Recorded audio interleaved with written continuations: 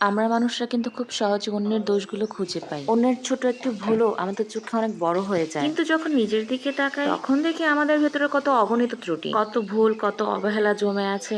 অথচ আমরা এগুলো ইচ্ছে করেই ভুলে যাই। প্রকৃত জ্ঞানী কিন্তু কখনো অন্যের ভুল ধরিয়ে বেড়ায় না, বরং নিজেকে পরিবর্তন করে। কারণ একজন মানুষ যদি নিজের ভুল, নিজের ব্যবহার, নিজের অভ্যাস পরিবর্তন করতে পারে, তখন আশেপাশের মানুষগুলো তাকে দেখেই শেখে। অন্যকে পরিবর্তন করার চাইতে আগে নিজেকে পরিবর্তন করা দরকার, কারণ নিজেকে দেখেই অন্য একজন শিখবে। সবসময় পরিবর্তনটা আসলে নিজের থেকেই হওয়া উচিত। একটা কথা তো আমরা সবাই জানি, তুমি যখন অন্যর দিকে আঙ্গুল তুলছো তখন 3টা আঙ্গুল তোমার দিকেই ঘুরে আছে। তাই অন্যের ভুলটা ধরার আগে নিজের ভুলটা দেখা উচিত।